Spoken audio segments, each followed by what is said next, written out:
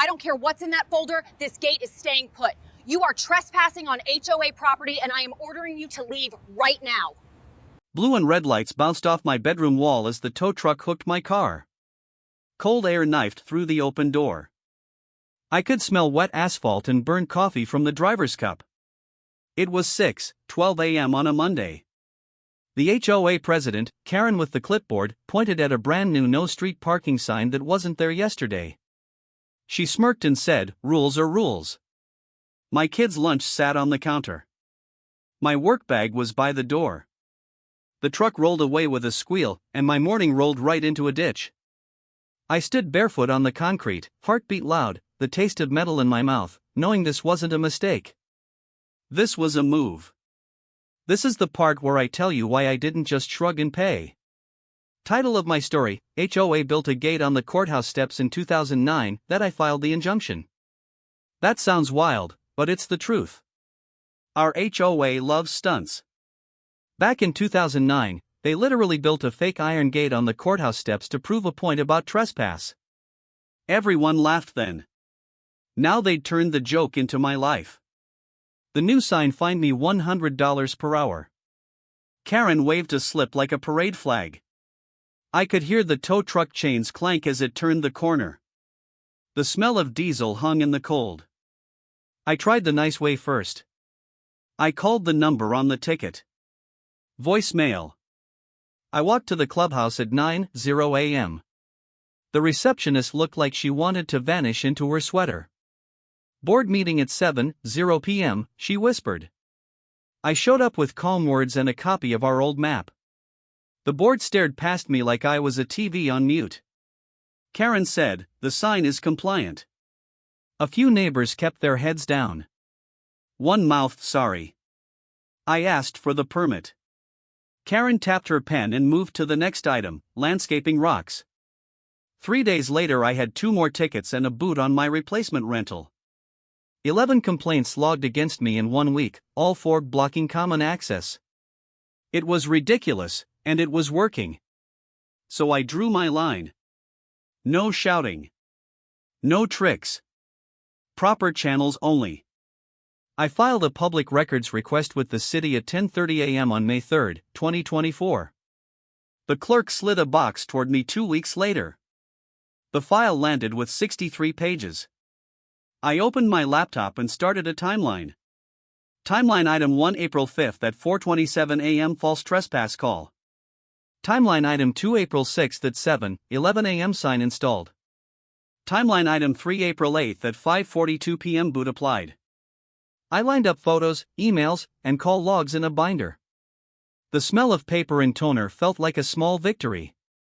I circled an old survey that showed a public right-of-way where Karen's new sign stood. I circled a council memo from 2009 calling the courthouse gate a safety hazard, ordered removed within 24 hours. Patterns of false reports can be prosecuted. I wrote that in big letters.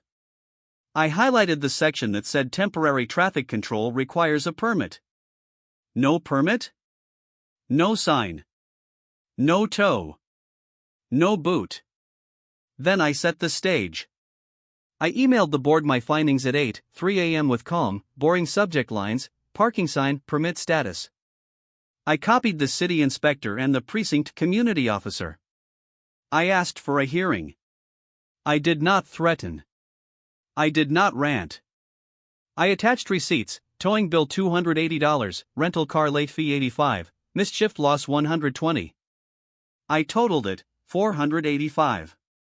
I also dropped one extra file in the packet, a photo of the HOA's little circus from 2009, that gate on the courthouse steps, along with the city's removal order. Same names, same signatures. Same pattern. I pressed send and took a deep breath. My hands shook, but it wasn't fear. It was focus. The payoff came in public. The council chamber smelled like old carpet and lemon cleaner.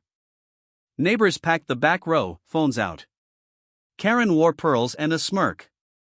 The inspector put my survey on the projector. He drew a bright line where the right-of-way cut through the HOA's signpost. He read aloud the permit log for April: 0 applications from our HOA. The city attorney flipped to my 2009 exhibit and raised an eyebrow. The clip of the courthouse gate popped on screen. A few people snorted. Someone whispered, "They really did that." I didn't need to say much.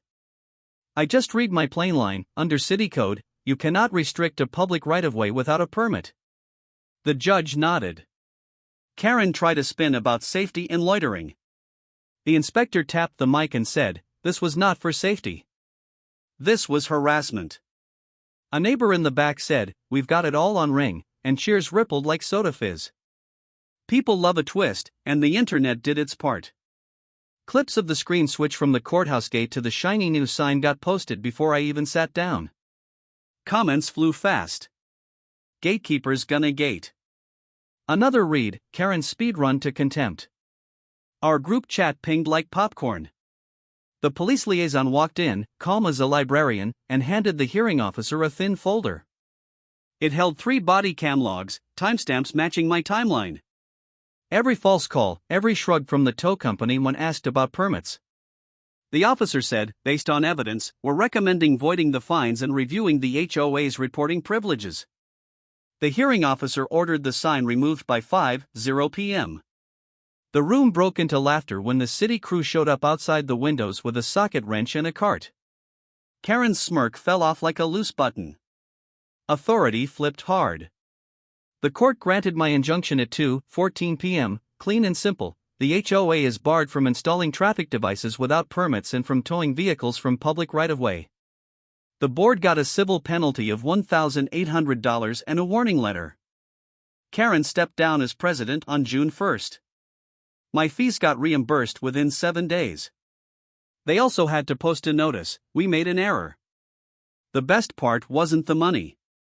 It was the morning after. I walked my kid to the bus stop at 7:10 a.m. The air was soft. Coffee smelled like hope instead of stress. A neighbor I barely knew waved and said, "Good job standing up without blowing up." I waved back. Peace is quiet, no boots, no tickets, number 4 a.m. calls. And in the center of the clubhouse corkboard now, a new rule printed in plain words: follow the law first. Please follow for more HOA showdowns like this. Do you think she got what she deserves? Comment below.